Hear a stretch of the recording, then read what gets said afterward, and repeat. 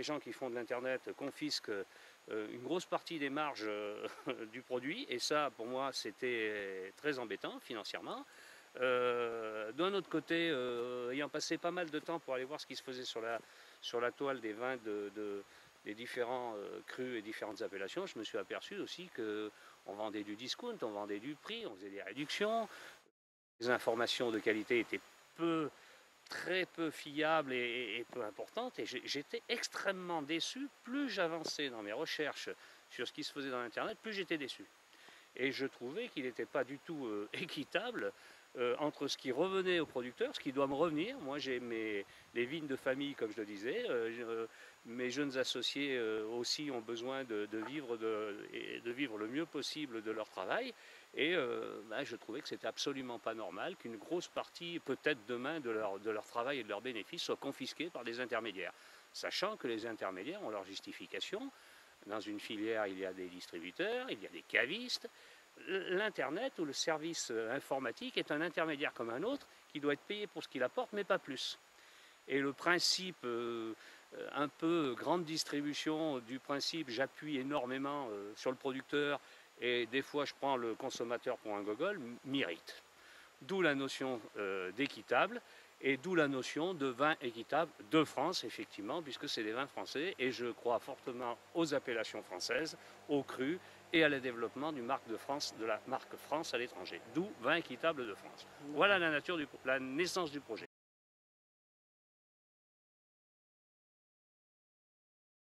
Alors, les outils, c'est un site internet en fait. Qu'est-ce qu'a besoin un vigneron? C'est un site internet, et un site internet, il se résume sur un certain nombre on va dire, de spécificités qui donnent l'information au lecteur. Alors, il y a l'histoire de son domaine, il y a évidemment toute l'information sur ses cépages, sur son terroir, etc. Il y a aussi évidemment ses vins, avec les qualités de ses vins.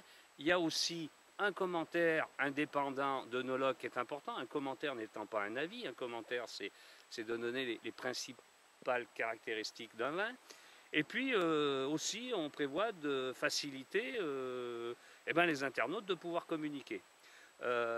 Tout ça, effectivement, avec un service de modérateur derrière, puisqu'il ne s'agit pas d'être sur Internet et de se faire démolir les vins par des gens qui ont des jugements peut-être complètement à l'emporte-pièce sans aucun fondement. Donc un vin, c'est un produit qui a des typicités. Le producteur sur Internet doit publier, je l'ai dit, plusieurs fois par an, de l'information pour justifier la typicité de son vin et sa qualité. Les internautes peuvent aussi communiquer, et tout ça sur une plateforme technologique qui sera son site internet. Alors, son site internet, c'est une chose, il sera dans un environnement sur une plateforme vin équitable, parce que le gros intérêt de vin équitable, c'est aussi d'être trouvé sur Internet, parce que Internet, c'est une toile où il y a des millions de sites. Et le nom, si je m'appelais Monsieur Dupont, des Monsieur Dupont, il y en a énormément en France. Donc ça ne suffit pas d'avoir le domaine Dupont. Il faut arriver à contacter l'internaute. Et donc l'internaute peut aller au domaine par l'appellation, par le vin. Et puis vin équitable va être très très bien référencé sur tout ce qu'on appelle les moteurs de recherche, quels qu'ils soient. Ça, c'est le travail de vin équitable, et ça, c'est le service qu'on va apporter au domaine.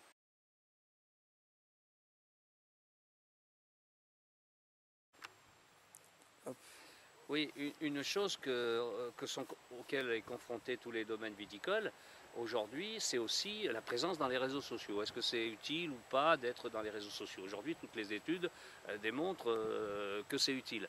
Toutes les grandes marques investissent les réseaux sociaux. Donc il faut à la fois avoir un site internet et être présent sur les réseaux sociaux.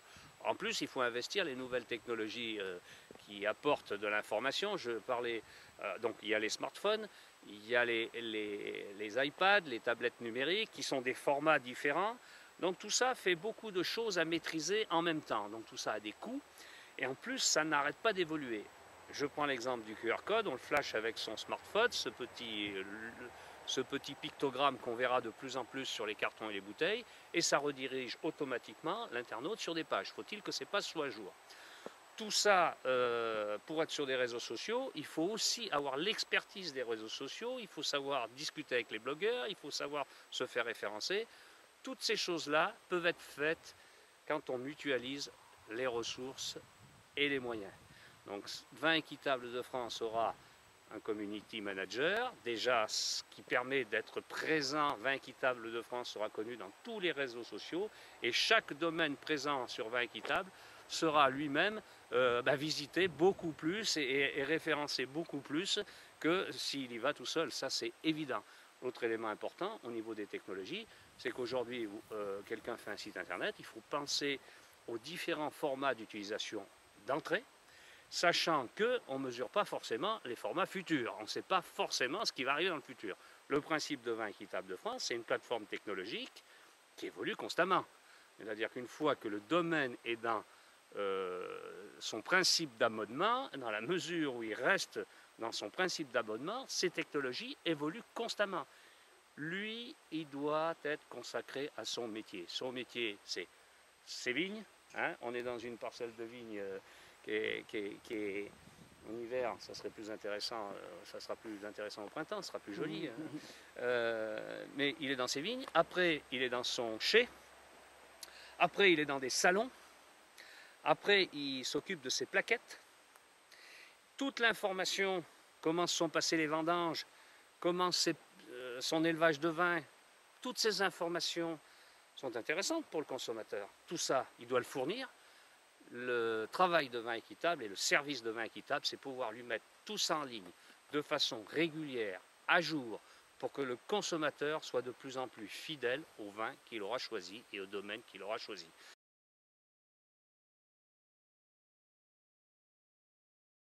Alors, une question que me posent souvent les domaines viticoles que je rentre, c'est qu'est-ce que vous pensez de la vente par Internet? Honnêtement, de la vente par Internet, j'en pense la même chose que vous.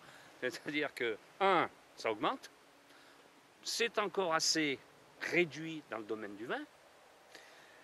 On voit que certains sites Internet de vente, tous segments, ont performé sur la vente par Internet, donc la vente Internet se développe et continuera à se développer. Rien n'indique que ça ira dans le sens inverse. Donc sur Vins Équitables de France n'est pas là pour vendre le vin à la place des viticulteurs. Par contre, il est là pour leur mettre en place les modules de vente pour chaque domaine. C'est-à-dire un domaine est libre de décider de vendre au caveau de façon classique, de vendre par téléphone, de vendre par fax, de ne pas vendre du tout et prendre des réseaux, mais je ne crois pas que ce soit l'objectif d'un domaine, c'est quand même de vendre son vin. Et donc, si demain, un domaine, et la plupart posent ces questions, c'est d'avoir une brique de vente en ligne totalement paramétrable pour tous les besoins d'un domaine viticole. Ça aussi, c'est du sur-mesure et de l'adaptation vraiment au domaine viticole. Le producteur, il est responsable de ses prix, de sa logistique, de son colisage, en fait tout ce qu'on peut imaginer sur la vente en ligne. Et ça aussi, les briques de vente en ligne, quand je dis les briques, c'est une brique informatique, c'est pas une brique de vin, une brique informatique, elle évolue, les technologies, l'évolution des langages informatiques de développement évolue, ça, il n'aura pas du tout à se préoccuper de ça.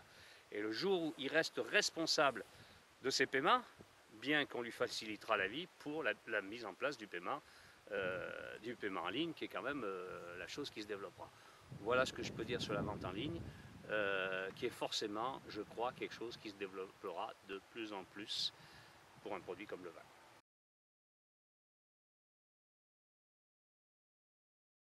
La chose que je me suis rapidement aperçu, un site internet, il faut savoir qu'au moins cher, ça coûte 2500 à 3000 €, c'est le minimum pour avoir le plus petit site internet.